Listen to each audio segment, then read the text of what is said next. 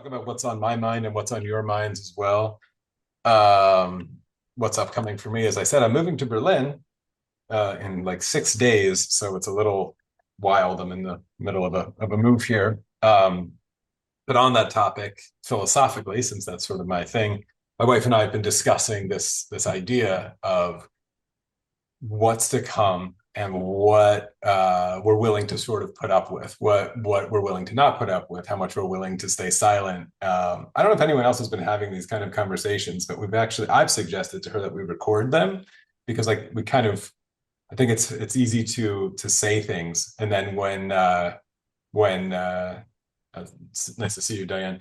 When push comes to shove, it's hard to know what we're going to do. So, I think even on the last live stream with you guys, someone suggested the Electric Intifada Ali coming on the show. I think he's literally banned from like appearing on Zooms in Germany. So I know entering a space where I potentially could be hitting the wall of some sacrifices of my moral integrity and how I want to live, and that could potentially become a problem. So anyway, it's something on my mind. I'm sure it's on a lot of people's minds as well. But yeah, why don't so with I don't really know exactly what to do with these monthly hangouts other than to thank you all for being members, but also to hear what's on your mind. So does anyone have any questions or some sort of burning topic that they want to throw out to me or the group? So it's sort of like hive mind, so I can hear from you guys a little bit more because you guys hear from me enough. I can tell you what's up in my life. But does anyone have any sort of things that are really on their minds and want to put out to the group? Yeah, I read the John Pilger Hmm. article because I don't know if you've come across. I've been listening to a lot of YouTube uh, discussions, and someone had mentioned that we needed another Pearl Harbor Hmm. Mm-hmm. to, maintain hegemony. And anyway, I searched this idea Yeah, I'm just on looking the them up. Yeah. internet, and the Huh. John Pilger article came up. It's a 2003 article. Uh, and anyway, it's interesting because it talks about, yeah, uh, these ideas of deep state Yeah. trying to maintain power at any cost. And so basically 2001 was the September 2001 was the uh, Pearl Harbor that we needed to Yeah. carry on. Um, I don't know. It's crazy. We're in a situation of, I suppose, hopelessness if we were to really think about these things. Yeah. Yeah. Yeah. And Yeah, I just looked him up. I don't know his work. Apparently, he died in December of 2023. So right. fairly recently, when he was 84, and did a bunch of shows. I'll look him up. Thank you for the recommendation. But yeah, on that kind of interesting conversation I had with Paul Jay about wrestling, where you saw me dork out on the wrestling stuff. He mentioned also, the Century for a New America that talked about the need for the Pearl Harbor to get the American opinion in favor of war and war machine and imperialism. Yeah, it's quite worrisome. I wonder how you guys feel. It seems that things have broken so hard, like the world after Gaza stuff. This is name of a book by he wrote Age of Anger. Gosh, it's on my shelf. Pankaj Mishra, he wrote Age of Anger, but recently The World After Gaza. And I don't know if there was another 9/11 type event tomorrow in America, if it would lead to a kind of rally around the flag. I just don't know if it would work, which is like, which is scary and potentially just really interesting. I don't know how people sort of have had that kind of thought experiment or they're thinking about it. Like, for example, after 9/11, I always go to this. George W. Bush's approval rating went to 91% on September 12th, which is wild, right? And, I hate Trump as much as the next guy, but I think George W. Bush takes the cake as the most consequentially worst president that America's ever had for fumbling that moment. I don't know if that would happen. Certainly not with Trump, but I don't know. I think those days are kind of done because I think we've seen too much and we distrust, like you were saying, deep state. The world has changed, I think, to a degree where I don't see that happening. Uh, but the scary part to your point, HK, is that doesn't mean they won't try. But the level of, I think, distrust if something blows up in some significant way on American soil, or to try to, I think people they just smell a rat now. They think, oh, they're trying to get us on board to go have a war in Iran or in Venezuela. The scary part is I don't know if it matters as much. Like the world in 1944, well, to get into World War II, is you need a lot of men to raise an army and go get on ships and go fight the Germans and the Japanese.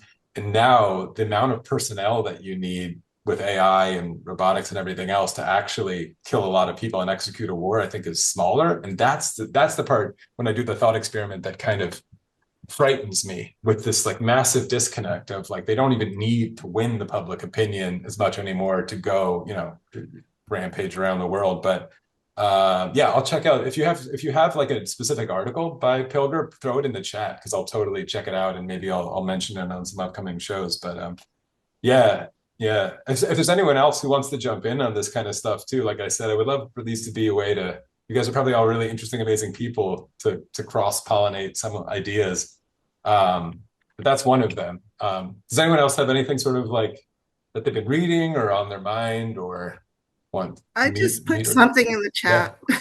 Oh, great. Let me take a look at it. I should get better at doing this. Nice to meet you. Amazing. Nice to meet you.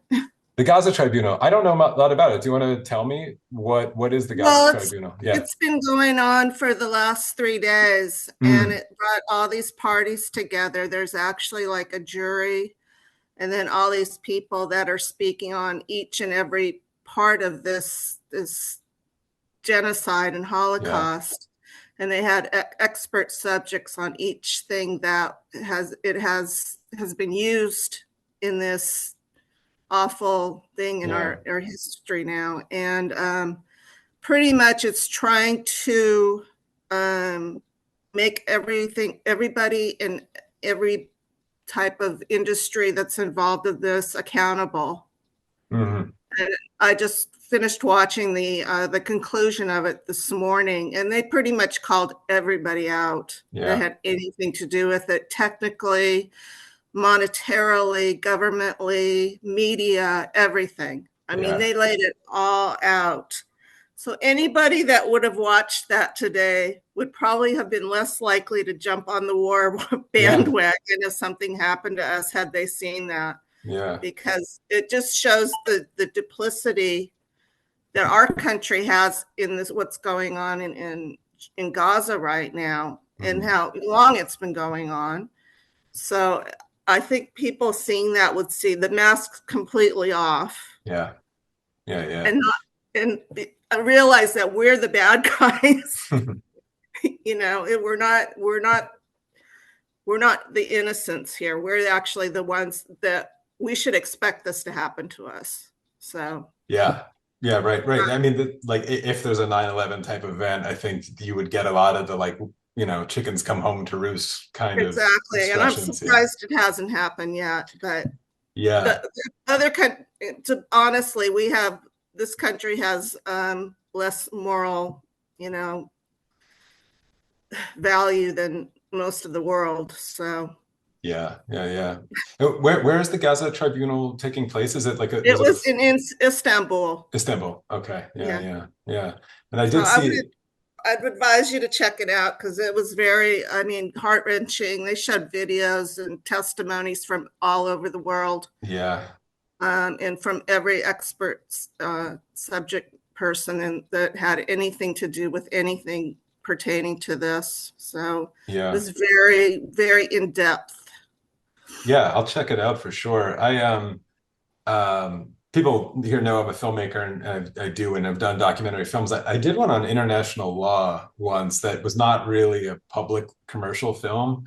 I wonder if I should just link you guys all to it because it's something that you would never see I've been trying to otherwise. find your stuff. Oh, I've done one on baseball, and then there's of course the one with Sam Harris. But I should, I'll send something out to the members because this is an interesting one that I did about international law, and I think I'm going to have someone. I made a lot of contacts with international lawyers. This is well before Gaza stuff. I'm going to try to have someone on the show to talk about international law again, who I met on it.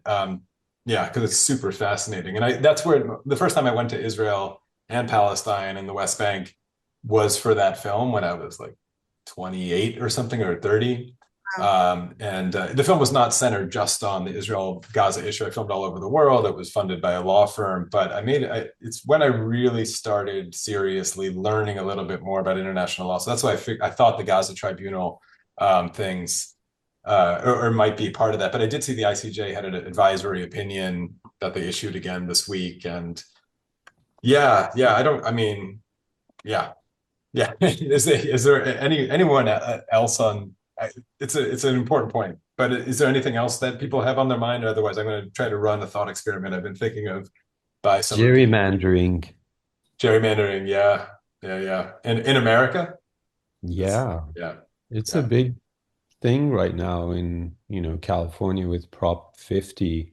yeah, And basically, it's taking the power away from the voters, and legislators get to, collect either Democratic votes or Republican votes. It was, predominantly used in the South and kind of discriminated against the Black communities yeah, just to get one, Republican votes in the South versus Democratic votes. And now that's being done in California. And, all the people in the art world, which I'm connected to, and they're the, Democratic elites, let's say, are playing this game and believe that this is the only way to go to take the power away from the people and let the legislators decide, who gets to be elected.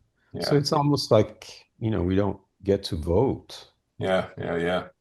Yeah, I haven't lived in America in a while, so I'm glad to be out of that mess. I do have my eye on Mamdani's election in New York as just obviously an interesting thing. I wonder if anyone has any thoughts on it, if they think just what people think about not Mamdani himself, but if what this moment means, why it's a big deal, if it's a big deal at all. I've been speaking a lot about it with friends who are trying to sort of understand it, but I don't want to get too excited about a politician in general. But is there anyone who thinks like this is actually a big deal, or I should EJ, what's I'm calling it's Eric Golub. I told people who got on the Zoom. This is a childhood friend of mine over in this corner of my world. But tell me what you're thinking about Mamdani.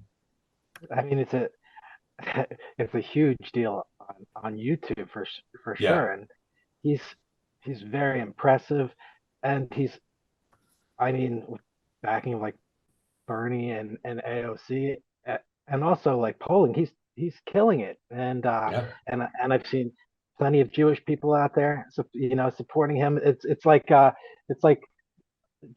Jews away from New York City or on TV shows are trying to say we don't like how left you are or things like that. But I mean, if you watch the debates, he is he's like he's like someone I've never seen. yeah, He finds a way to speak to anybody. He wins people over. I think he can be a transformative figure, and I just think he has a way of communicating, and what better place to demand attention? Like you have Trump trying to give money to Cuomo to try. They used to all of a sudden they're buddies because they're so afraid of this guy, and I think they. I I mean, if you're truly a true capitalist, and uh, there are reasons to be afraid, but there are reasons that excite me. The yeah, stuff he's where excites me, and I just the amount of excitement, I do think it's a really big deal, Yeah. and I think he has a chance to.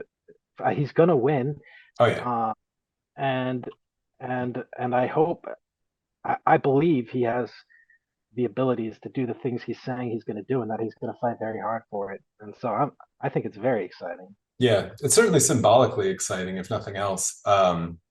Yeah, so I didn't know a few things. I didn't know he was born in Uganda until I looked it up, which is a place where so he can't be president, which is kind of a bummer because you kind of hope he was on some track. Unless they change that rule for Elon Musk versus Mamdani one day. But Uganda is a place where I've made a film and I have a lot of experience, so I know a bit of that community there. I also didn't know that his mom is like a fairly famous director. Did you? She did Mississippi Masala ages ago and did like The Namesake, and he's got this kind of, I think it's kind of where he gets a little bit of his like really polished pedigree up on these stages. But I watched his speech at the mosque that he gave a couple of days ago. I don't know if anyone else saw this. It's worth seeing. It's like 9 minutes. He gave a really beautiful speech outside of a mosque in the Bronx, where he talked about, you know, hiding his Muslim identity or the options to hide it, and kind of refusing to hide it anymore, and just saying he's a Muslim man, and the amount of kind of responding to the amount of insane anti-Muslim bigotry that he's been getting. I saw, this cartoon of a Mamdani plane flying into the World Trade Center that someone was putting up, and these ads that are getting up there that are so, ridiculous. And I guess I could say this, my wife actually identifies as an ex-Muslim. She's probably related to Mamdani in some way. She's from the Mughal Empire.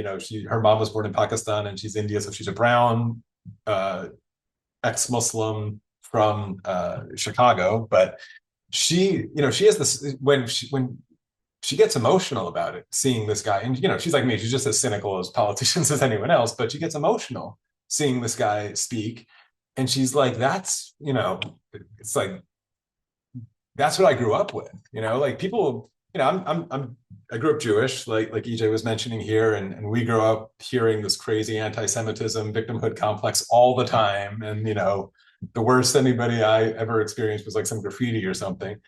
My wife, after 9/11, her family has, the word terrorist spray painted on their garage. Like that's the shit that happened to her.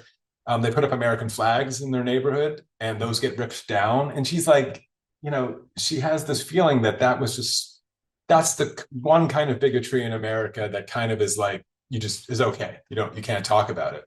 And Mamdani's speech was really beautiful where he said that. He's like, we're not, it's not rare to have undignified lives in America, but it's the silence about the anti-Muslim bigotry is really unique. So yeah, it's meaningful, and it's like actually on my last live stream, or the last conversation I had with Ali Rizvi, we talked about identity, and he's a good friend, and it's something I want to explore much more of in the show. And I don't know if anyone has any thoughts on that kind of balancing act, because it's I'm an atheist, and philosophically I don't really care about religion and get a lot out of this, but I do have to admit I'm like very touched and inspired by someone like Mamdani making that statement and stepping forward. So I don't know. I don't know if anyone has any thoughts on it. And yeah, EJ, he's going to win. The question is going to be whether he wins the majority of 50% or not, which doesn't really matter. But it's a big statement. And yeah, it's this the largest Jewish population in the world is in New York City, and he's going to win with no problem there. Like it's an important statement. So yeah, I don't know if anyone has any other thoughts on Mamdani, but it's going to be a big week. But I think I take him seriously because he managed to build a movement. Yeah. And he's not a lone fighter. I think regardless of how eloquent and philosophically versed and all this he is, at the end it's not enough. You really need other skill sets. You need to be able to build a movement, and this movement is the thing that really carries you to the top and gives you resilience and gives you energy to fight. And this is where you fall back and you can tank energy again. And somehow this is a bit informed by game theory. I'm a mathematician. Hmm. So I don't look just at it.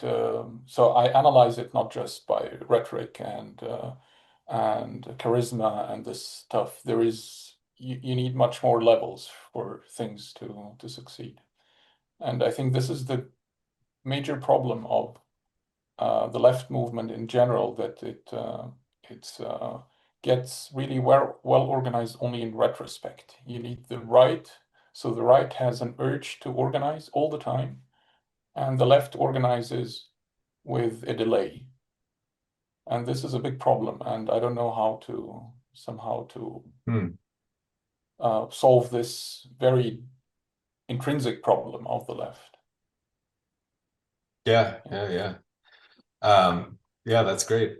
Can I, this is kind of fun to see you guys' faces for the first time and hear some of you. Where is everyone from here? I know HK is LA, EJ I know is Pennsylvania still. Where is everybody located in the world? It's kind of fun because I want these things to kind of be like you guys meeting each other. And yeah, where are you at?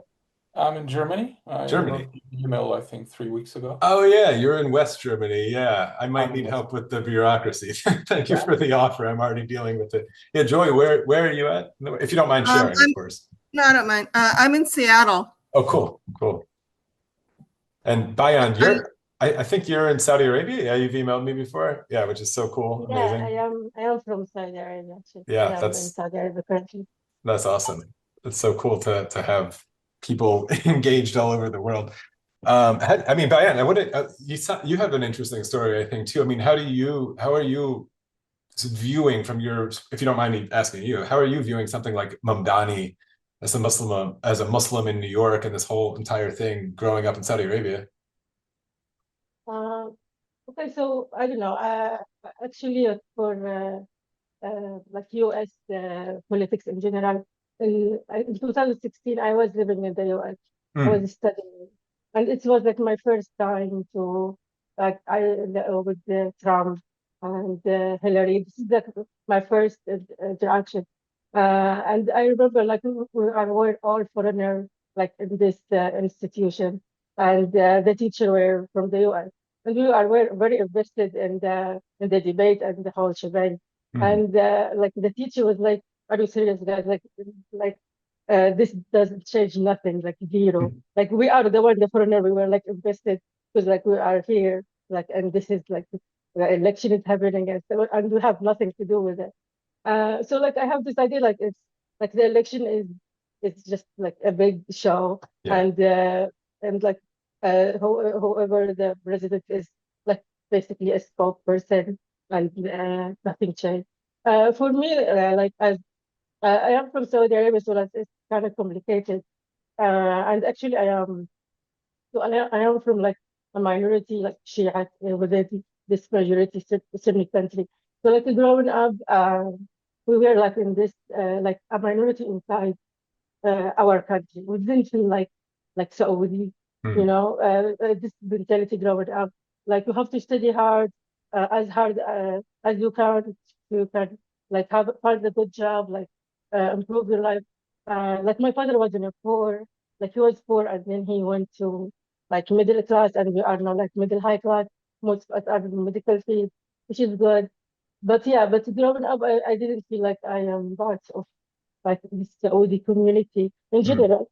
And then when I travel, actually when I travel because like you connect more with your peers, so I became more like a Saudi person when I traveled in America. We connected more there.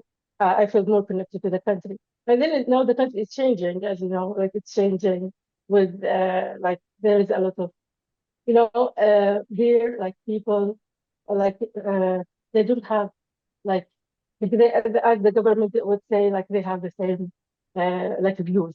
It's crazy. Like for instance like I'm very supportive of Palestine. I'm not sure what's the government rule, but I will wait. I will see like the people who I know like I will see their response first because you cannot say something you don't know like and to stay forever. You have to like make sure like what is the response there. And it's the same as the government because the government like when I was growing up like I don't know like 20 years ago like it was more religious everything is not allowed, music not allowed, and everybody in the community, oh yeah, it's not allowed. No, everything is allowed. It's halal. No, everything is changing. It's fine. So for us, for me, the concept of this Mamdani, it's, I don't know, it's kind of hopeful. It might be hopeful, but I don't know. It's, he's running. No, we'll see when he wins what will happen. But Yeah. the idea that I don't think that the idea that he is a Muslim is the big deal. I think that he is doing change. That's it. Because the status quo is very bad. They Yeah. want to change it. That's it. I think it's not about that he's a Muslim. They are like, I think they are desperate for any sort of change. So I think Yeah. that's Yeah. Maldani.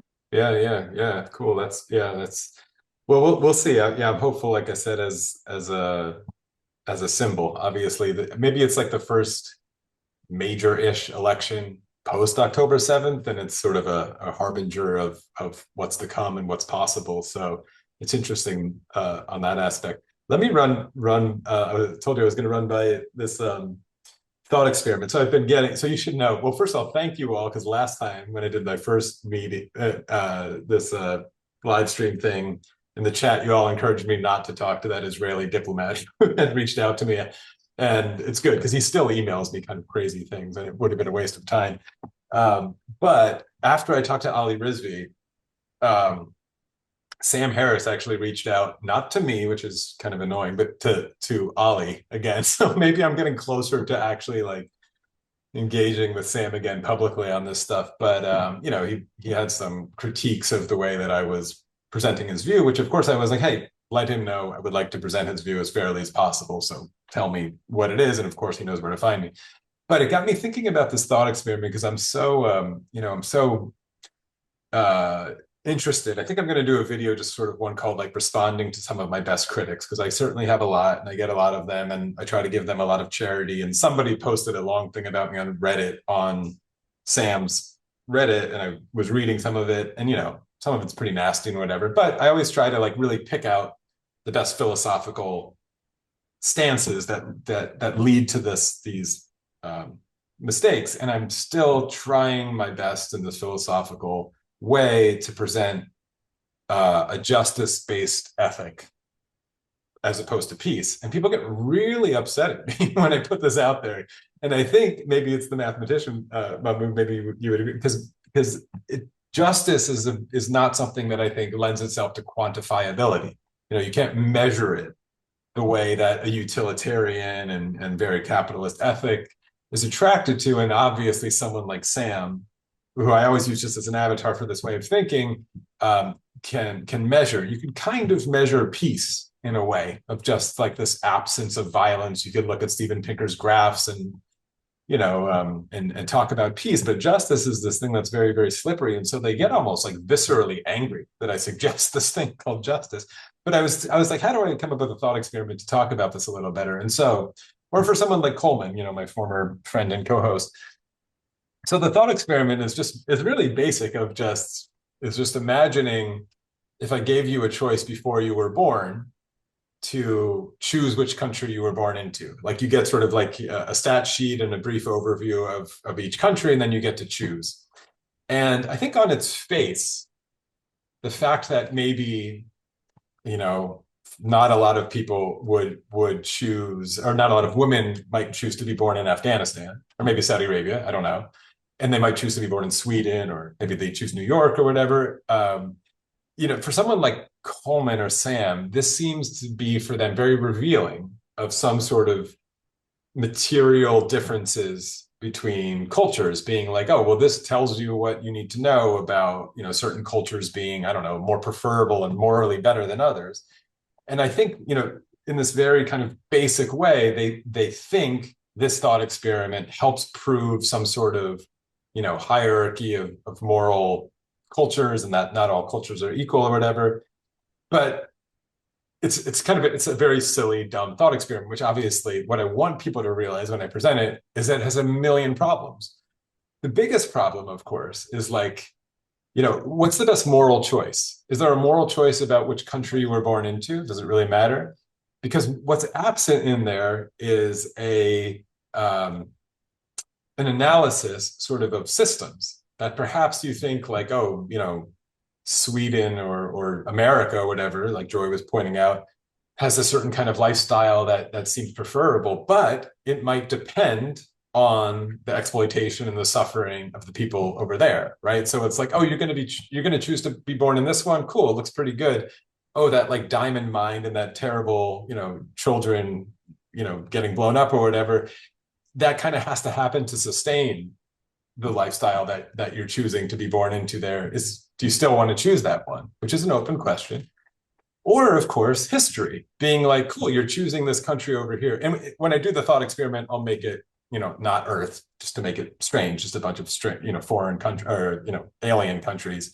And I'm like, oh, this nation you want to be born in over here? Cool. It got to this state through a series of genocides and awful, history to reach that state. Do you still want to be born there? Right. And so like what I want the thought experiment to do is point out kind of the absurdity of this kind of the vote with your feet libertarian idea of this somehow proves, everybody's trying to pour into America from Central America. Doesn't that prove that America has better values than Central America? No, of course not. Like it's decontextualizing the whole thing. And I think I don't really have it quite right yet, but there's something about, I want to do the thought experiment and do like an animation to kind of show how, there might be no right answer to that question. Like no one chooses to be born where we're born, and that there's no purity. There's no pure answer to the question. There's no right answer to the question. I can't say where, you ought to be born. But we're all thrown into a world with our own, with the dilemma of existence and the dilemma of history that chases us. So I'm still sort of working out the kinks of it. But I realized when Sam, sent this thing to Ollie Risby, whatever, like, I just know how they think, and it's just so standard where they think, oh, he's like, I wouldn't send my girls to summer camp in Afghanistan. Doesn't that prove that like they have shitty values about women or whatever? And it's like, well, fine, but like it's so decontextualized through the history and through everything else. So I'm trying to sort of combat this about this conversation about justice versus peace. So anyway, it's just something that's sort of on my mind. If anyone has any, it might not even work, but it's something that I've been thinking about. I don't know how to answer it either. Where would I choose to be born? And of course, one of the huge problems with it is you can't, it doesn't work. Like I can't. When would the experiment be done? Before birth? Before I know I'm a man? Before I know I'm a white man? Do I know anything about myself and in my position before I get, choose to be born into a place? But yeah, it's something that I'm sort of working out. If anyone has any responses to it. Yeah. So Sam Harris is a mathematician, or no, but he thinks like one, right? Like it's I think honestly, frankly, he's on the spectrum. It's it's just a very like utilitarian analysis where he would think voting with one's feet tells you what you need to know, right? So I'm trying to think of a thought experiment that helps pop a bubble into that sort of, we vote with our feet, and that tells us what we need to know about kind of how we think about flourishing. Yeah, but this is maybe, as you just said, this is decontextualizing everything. And maybe people who have learned a bit about math, they just know this binary logic, this true-false logic. And this is, of course, the basis you can start with, but math has logic that can also talk about context and causality. And so there is a plethora of logics inside that you can use to inform such a discussion. And something that could be false today could be true tomorrow, and things like this. So truth value can also change with time. Do you think there's a mathematics of justice like that? That's always been my feeling, that it just doesn't lend itself. The problem is that mathematicians are in Alice's Wonderland. You know the book? Of course, yeah. So it was written by a mathematician to explain his daughter what it looks like to be on the other side. Probably because he was, mentally occupied with math. So he somehow wanted to give his daughter the feeling what it looks like to be on the other side of the mirror or whatever. And somehow it's a weird place to be, but at some point you see the logic and you can operate and you can navigate, and then you could become successful and so on. The only problem is that a lot of mathematicians simply remain behind the mirror. They don't really engage with such sophisticated philosophical questions, which is a kind of convenience. It's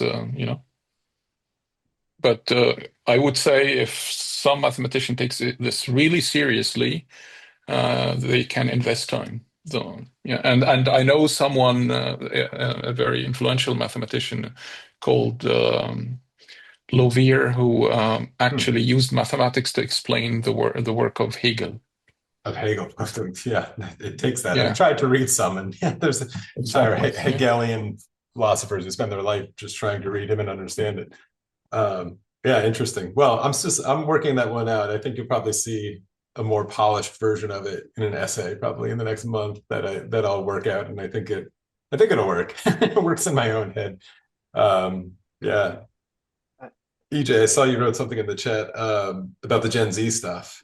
Yeah.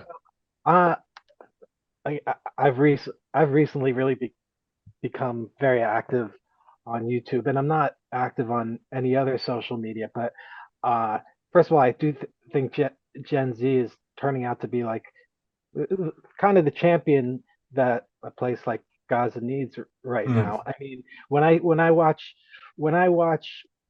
any kind of news thing on YouTube, even if it's, I'll be watching like a domestic news and I'll have no idea about what they think about like something internationally. They're talking about the courts or something in U.S. and they'll be like, so and so takes money from APAC. They care more about Israel than they do America. You shouldn't be listening to this. And I guess I definitely need to learn more about APAC. But Gen Z has this moral clarity, and the thing is like, so one of the topics was I remember just putting into the chat like about this shutdown. Don't cave on this, Hakeem Jeffries. I need my health care. And they're like, you shouldn't root for Hakeem Jeffries. They're calling him Atak Shakur. I'm like, but I still need him to get this right. And I didn't know, what I guess I don't know what silence is complicity. So too many of these people are hiding what they feel about this. But I would like to be able to communicate with these Gen Z kids who I admire. But also like for me, it took talking to you and a lot of thought exercises to, I remember even when I was in Israel, I'm like just walking around and seeing how, what the Palestinian communities look like. It just made me so uncomfortable inside. I'm like, this is not, if I believe all people are born equal, if I take religion out of it, this feels really, really wrong. And it's something I had to work on for years. But I don't know if it's just that these kids didn't grow up with, Jewish Zionist parents, like we did.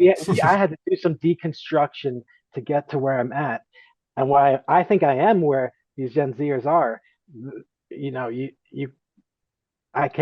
There's no separation, right? I mean, I do need that healthcare, right? But Yeah. I don't think he's a great dude or anything. I just need him to keep fighting for my healthcare. Yeah. But, No, what do you think about that? Yeah, it's a tough point. Yeah, I know, right? Like, so if Israel and AIPAC becomes the litmus test for everything, which is great, a lot of things are I don't know how to answer this one. I don't know if anyone does, right? Like, because you need your healthcare, and I think even you would probably say the ACA is not like an amazing program, but it's a bit of a lifesaver for some people.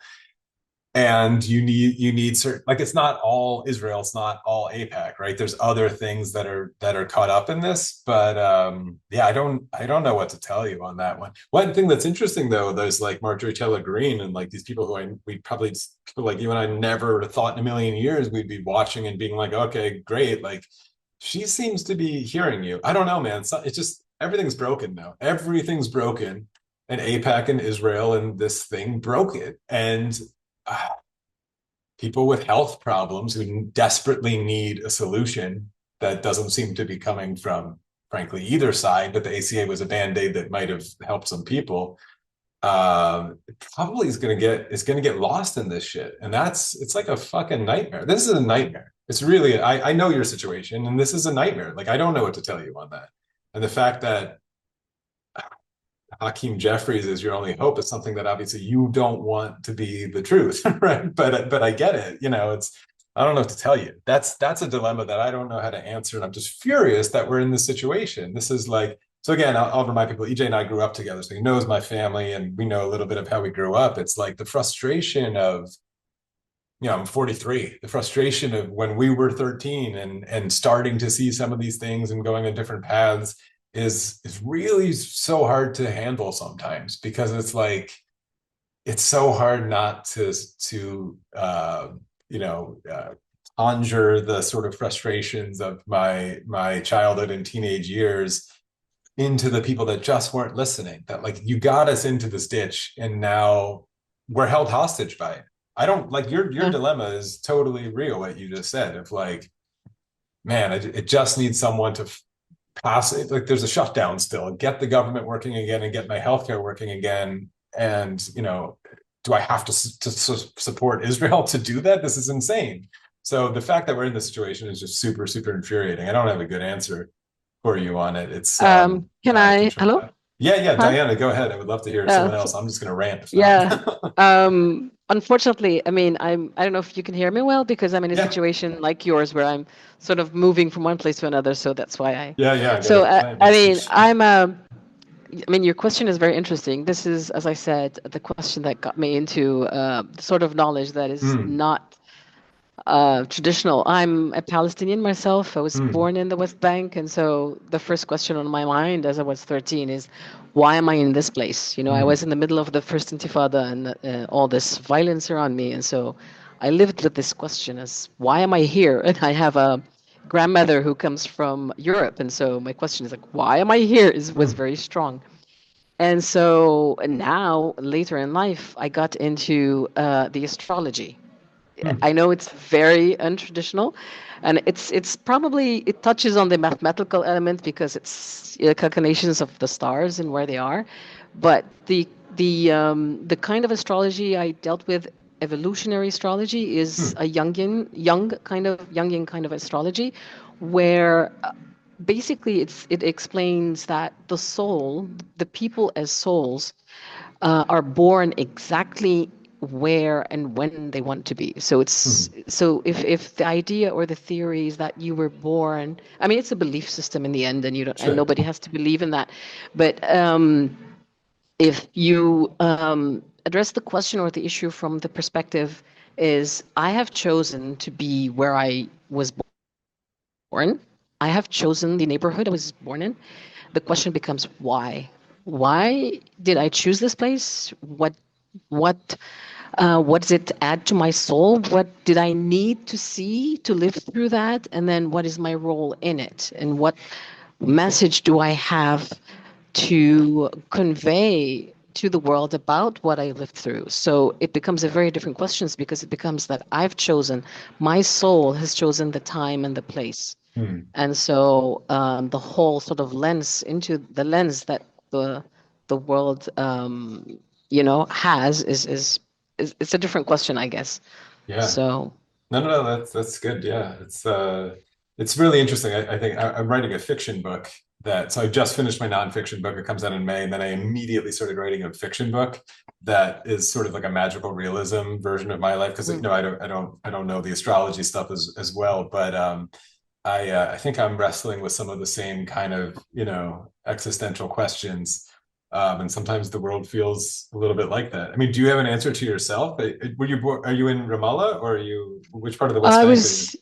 Yeah, I was born in Ramallah. Yeah. Right now I'm kind of moving from one. I mean, I'm here. I'm in Ireland, in Europe, for a couple of months. But yes, I'm going back there. But yes, I was there, and the question is, well, yeah. I mean, I've been born here to see what I see, and then there's it relates to what kind of self-actualization there is, and what I need to do about it. And like, I mean, yes, I do. Basically, I have a message to convey, and my message is through writing, and so stuff like that. I think each soul has an answer to itself, but it needs to search a little bit about what that is. Like that's basically like the time and the place is exactly what the soul wants to see, and the cultural context as well. So I think that questionable. and speaking to the injustices that exist. I mean, that would be one of the things that the soul needs to address. Maybe it could be. Yeah. Yeah, it's a beautiful thought. HK, did you have a response to it? Yeah, I think that's very questionable because, for example, I was born in Iran. My father brought the whole family to America, when I was 13. And so I had no power of choosing where I ended up. There are outside forces that also, like where am I supposed to be? If I were born in Iran, do I return back to Iran, based on these notions of astrology and alignment of the planets? So yeah, how did I make a decision that my father made? So according to what Diane is saying, then I must return to where I came from, and that would be the case for millions of people, that have immigrated and such. Yeah. I have I mean, I tend to, so in the book that's coming out, I it's a lot about justice and a lot about morality, and it's an anti-utilitarian take on this. But one of my sort of big punchlines is the emphasis on opportunity rather than obligation, particularly when it comes to morality. I think fundamentally, philosophically, I don't think moral obligations actually are groundable, but moral opportunities are.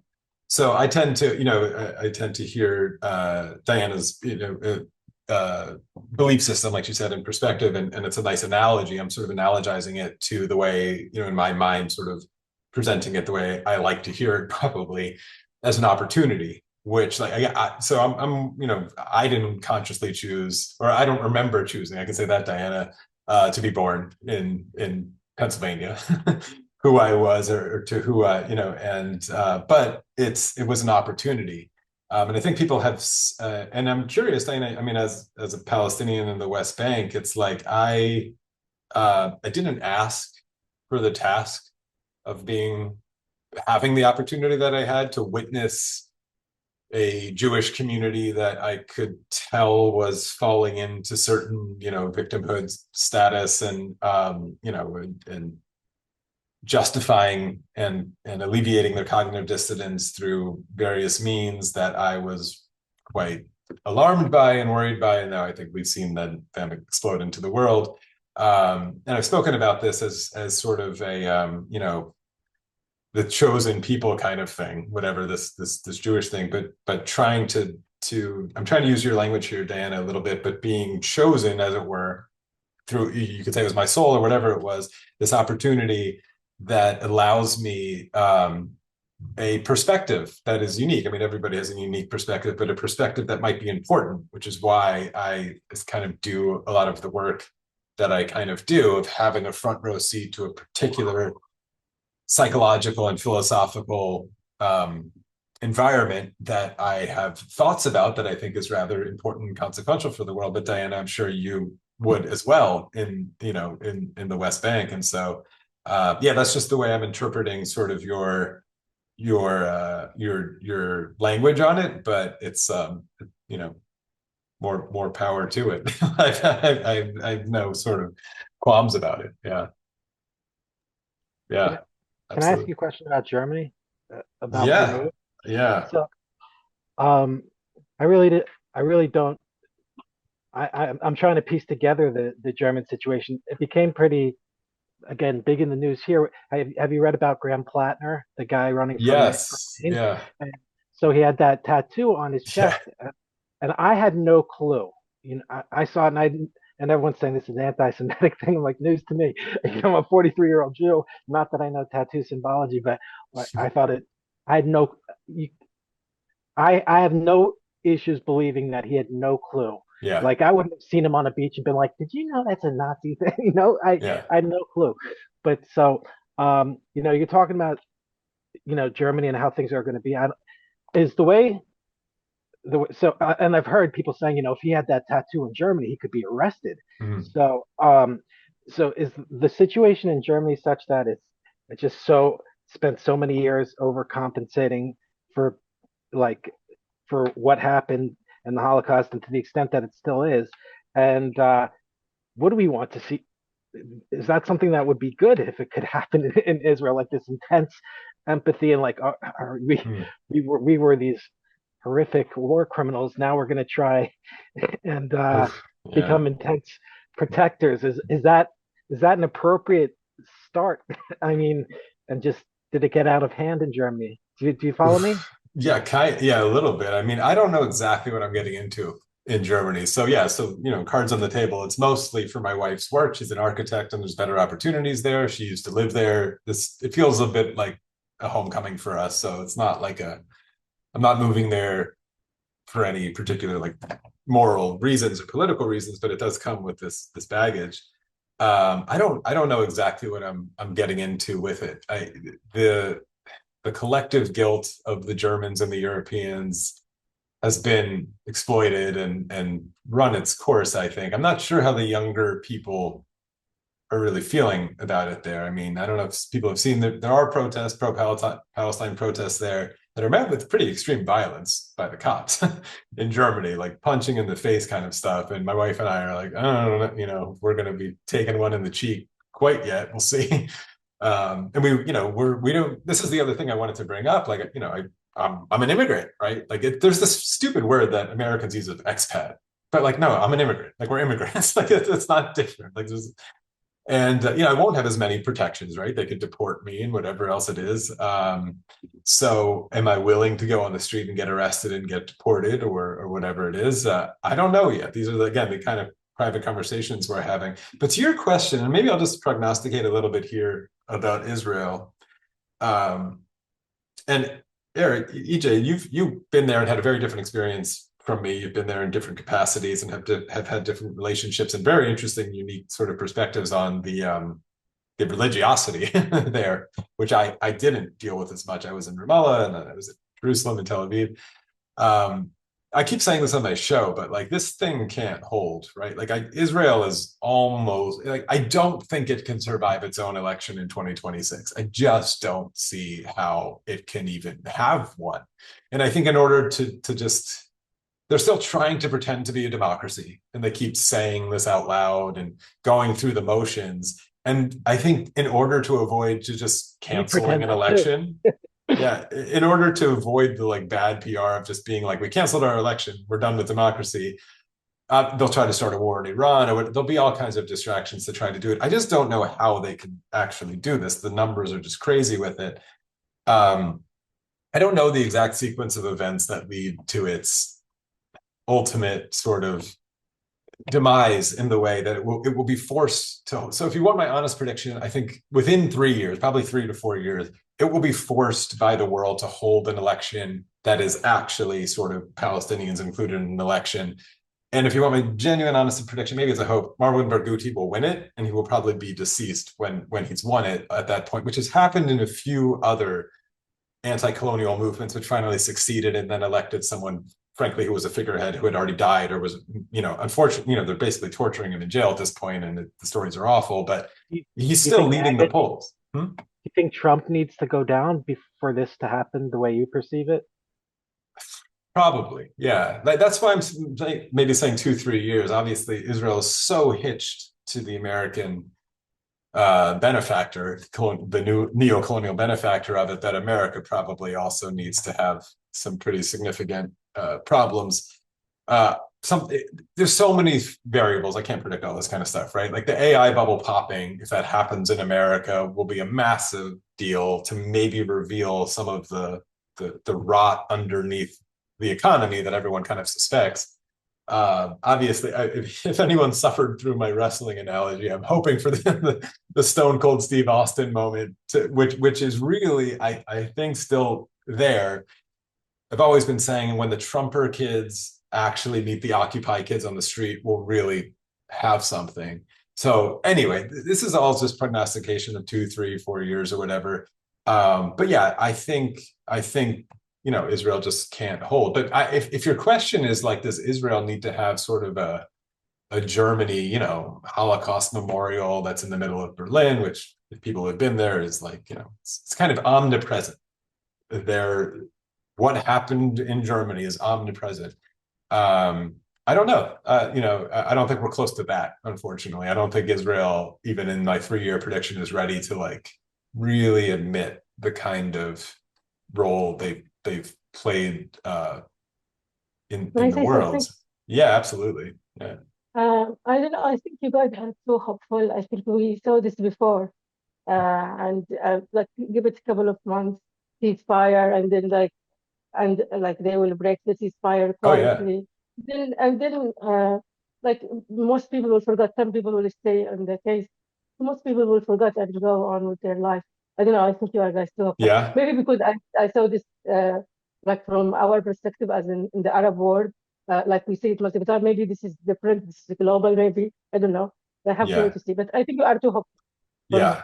No. Yeah, it's not going to be. Yeah, you might be right. It might be people just move on and pretend it's all over. But I don't know. These things happen in steps, and then suddenly they collapse. I don't know. Yeah, maybe I'm being too hopeful. Yeah, I don't doubt. Just to answer your immediate concern, I don't doubt. Obviously, that Israel won't try to start it up again, and we're not done with like the nightmare for Palestinians, obviously. But I just think the world has seen too much. And I saw, Joy, this AI bubble bursting thing is a big deal, right? Like, and China and everything too with America. If America's economy really starts to feel a significant amount of suffering, and everyday people do, that I think is a domino that sort of has to fall. I mean, if we're conceiving of Israel as propped up by America, and which I think it is generally, and probably can't escape that, all eyes are kind of on America. I'll give you sort of a poetic one here, because again, it's on my mind from writing my book. Back to the Mamdani thing. Another thing I didn't know about Mamdani is his middle name is Kwame, which actually is apparently given to him as a homage to Kwame Nkrumah, the guy that I bring up on my show all the time, and I have this historical relationship with in Ghana. And he writes the book Neocolonialism. But in Neocolonialism, which is like such an amazing piece, everyone should just go find it and read it. You can find it online for free. His big thing about, he called, it's neocolonialism, the last stage of imperialism. This was the book he wrote in 1964, and he's couped 1 year later by the CIA. And his overall message, of course, is just he's exposing, even in the 60s, how like we got our political freedom by name or whatever, we have a seat at the UN. We really don't have, we're not out of colonialism. We haven't escaped it. We're still ensnared because we don't have control over our economy. And he goes through all the reasons for that being true and all the stats and everything. And he's calling for, a really non-aligned movement and true sovereignty and independence. But his big message in it, in the end, is sort of like there's only so much that we can do. And he's talking about Africans in this point himself. Like there's only so much that we can do fighting on the periphery of sort of this, Marxist imperialist analysis I'm giving.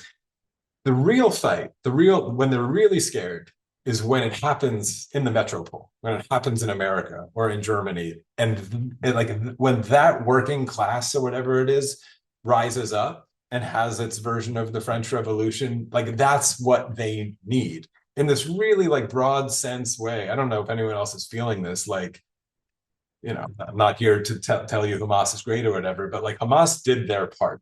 For better or worse, the Palestinians have done what they needed to do, the armed resistance aspect of this long colonial fight, and they can't do any more. they've succeeded in the sense of alerting, as EJ was pointing out, a generation of people who have seen something that they can't unsee. But it is really up to them. So, Bayan, you're right. Like, the Palestinians really don't have the power to win this fight. And they never do. Ghanaians didn't either. The Africans didn't either. Like, it actually, in the colonial systems, like, there's only so much you can do on the periphery of them. Like, it does have to happen from the inside, which is it's like, as a Westerner like myself, or there's others in this chat and there's people from all over the world in the chat, which is cool. It's kind of like intimidating, because I really do. The more I read history and the more I sort of understand the way these processes work, it's kind of up to us. And it's easy for us to march in the streets and this kind of stuff. But the change, which is maybe why we're a little excited about Mamdani, as, you know, don't think he's going to change the world or whatever, but it's the symbol and the symbolic victory that, like, we're listening and we're going to try. I don't know if it's at the polls, maybe to EJ's point about Trump and whatever. I don't know if we win at the polls. I've said this before or whatever, but the system really does have to change, and the Palestinians can only do so much. They've alerted to the world to their plight in pretty massive ways, and we've heard, and we're in the streets. But yeah, that's kind of my general take. But I do hear your pessimism. This is like, it's a big fight. But anyway, that book by Kwame Nkrumah is just brilliant, but it's not about Africa rising up and getting their independence. It's about, like, they're not afraid of us. They're afraid of you. They're afraid of the people in the streets rising up in San Francisco and Seattle and Chicago and New York and probably the heartland, which is why we need the Trumpers to get involved too, to really change the system. But they are afraid. If there's one thing that, just as I know I'm ranting here, but if there's one thing that's really hopeful about the Mamdani thing, is how afraid they are of him.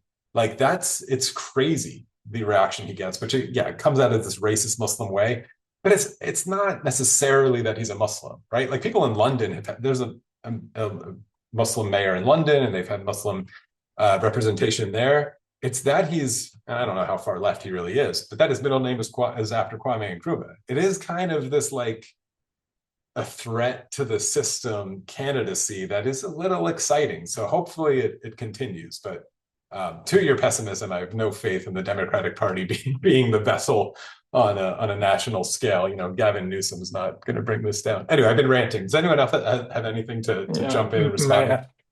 May I add a tangent to this? So you already discovered Nasser in your essays and videos. So there was a time where the Arab world had some agency, and you might know that Nasser's Egypt, so I'm Egyptian born, so had a significant role in the Algerian liberation war. Yeah. And this is one of the reasons why why France helped Israel get nuclear power. So at that time, Egypt was involved in almost all decolonization processes in Africa and in the Arab world. And at the end, Nasser, of course, paid the price, but there was some agency at some point. So it's not completely hopeless. Yeah. That's true. But if we're counting on the Arab nations to jump in, you might be right. I mean, uprisings there scare the sort of imperial project as much as anything. I've talked about it a lot on the show, of, like, back to the same heresies or whatever. Like, they don't seem to understand liberation in Saudi Arabia or Iran, why that's a massive threat, if I'm, to the system. Let's give this another, like, 10 more minutes, because I do have to go and help my wife paint, which is a very boring thing. This is much more interesting. If there's anyone else who wants to jump in who hasn't spoken, it's awesome to see your faces. And again, this is also, like, a huge thank you, because I know you guys are, throw me a few bucks a month, and that's fucking awesome. But I also want you guys to meet and share each other. So I was also going to suggest, if anyone wants to, the chat in the Zoom room here is private. If you want to put your email in or anything to connect with other people, like, if I can be a conduit to get more smart people talking to each other, that's what I'd love to do. But is anything else anyone wants to sort of throw in the last 10 minutes? Hey, did you see any of my notes in the chat? Let me look back. I was probably ranting and missed some stuff. It was about your interview with Ali and how he believed that all Palestinians, all majority of Pakistanis think that all Palestinians should be killed. I don't know. What's the reality of that statement? Where's Ali coming from? Yeah, I'm going to have Ali back on again. I may have missed if he said something that wasn't like I don't remember him saying exactly that, but he probably was exaggerating or something. Ollie is an interesting guy. I'm going to have him back on because he's become a really good friend. Like I said, he came from that Sam heresy world. He actually helped Sam on one of his books, along with, I don't know if you know Faisal al-Mutar, who I knew these guys in New York, and they were part of that ex-Muslim community and energy that certainly, they were pretty anti-religion and certainly anti-Islam, and not a fan of it, and wanted to sort of alert these things, which is why a lot of them ended up getting co-opted into the Douglas Murray kind of universe, who had their own agendas. But Ali is the one, just like behind the scenes. Ali reached out to me not long after October 7th, after he saw me speaking publicly and really distancing myself and from a lot of these people, and asked a lot of questions because he was really on the fence about it. He thought, oh, like, aren't I supposed to support Zionism because their enemy is Islamists and Muslims or whatever? And it took some talking, but he was pretty quick to sort of come on board because he was just really, really wasn't feeling comfortable about what he was seeing in Israel. So I could ask him to clarify it. I'm going to have another chat with him this month. But yeah, Ali's a good friend. But I'll press him on that because we've more to talk about, Ali Rizvi and I. Yeah.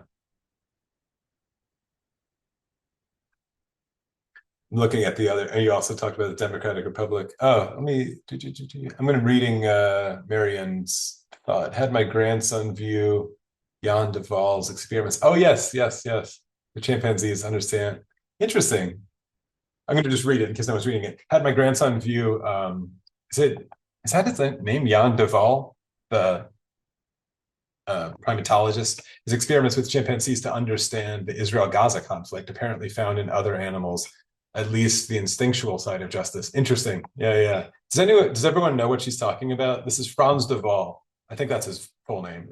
He wrote a really good book called The Atheist and the Bonobo. He's done a bunch of really interesting experiments on primates and elephants as well, and justice games and fairness games that sort of appear in animal evolution, which is super interesting. I have questions about it. Did he have thoughts about the Israel-Gaza conflict? That's a super interesting way to put it. You're on mute if you want, or you could just chat if you don't want to have your name in there, but that's super interesting. If people don't know Franz de Waal, he's worth looking up. No, he didn't. He wasn't too interested. I was just trying to drag him into yeah. He must be seeing young. something that people haven't really talked about. Yeah. And that, what is this instinctual side? And of course, it didn't matter where I just say chimpanzees or gorillas or whatever the breed they were. It didn't matter where they were born.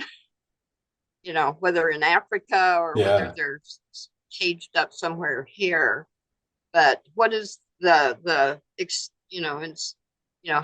do we get this sense of justice? Yeah. No, and the fact that animals have it, and apparently some birds have it, and so on. Yeah. And why a lot of people don't have it.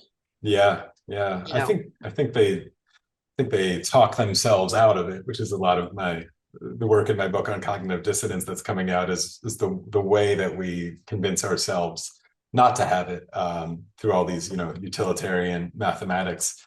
But that's super interesting. So yeah, I'll put it in the chat if anyone, because I think you may have misspelled it, but it's Franz de Waal is really cool, worth looking up his experiments. Yeah, his experiments are, because I went to see him. I'm in California. I'm a Bay Area person, and I went to see him a few years ago at UC Davis, and a lot of the experiments with elephants, etc. Yeah, it was like, but it's also like how much of us the other one pulls. Yeah. But how much of us are just living in our brains? Yeah. Rather than this kind of instinctual thing. Yeah. Yeah, well, yeah, it's interesting to see how old is your grandson, if I could just ask quickly, because he just started UC Davis. He's just 18. Oh, okay. Well, and hasn't really been into too many politics. Yeah. Well, yeah, it's super interesting. People should check those out. Maybe I could do an essay at one point on my thoughts on animal morality, if it's a thing, and how I think of it. And I tend to take sort of a different angle, as more of a sort of existentialist and humanist than Franz de Waal, but it's super fascinating. Well, I should wrap this up because, like I said, I got moving to do. But this is awesome. If anybody, yeah, HK corrected me in the chat. It's Franz de Waal. That's right. Yeah. It was awesome seeing you guys, and I'll do this every month. And so, yeah, this month, even though I'm moving, I am going to be doing some interviews. So I have Dirk Moses, who's coming back on the show, as well as Mary McAllister. So if you guys have any, she's like a Christian Zionist. She's not a Christian Zionist. She's done work as a scholar on Christian Zionism. So I'm speaking to them this month. And if anybody has any specific questions or things you want me to ask, as well as I'm talking to Ali Rizvi again, former friend, I think there's a very outside chance that Sam Harris and I will engage directly again, but it might happen since he reached out to Ali, which fine. But if there's any questions or thoughts and things that you guys have, that, you can find me on email or YouTube or whatever. I think you guys all know where to find me, but it's awesome seeing your faces. This is really cool. Like I said, if you guys want to connect with each other, throw a message in the chat, and I will see you all next month. I hugely appreciate it. You always know where to find me. Let's recruit. Let's bring more people in on it. Let's keep the community growing. Yeah. These are fun. Yeah. If I can help grow a community where you guys are just hanging out with each other, find out where each other live, have dinner, like that's all I'm sort of interested in doing. But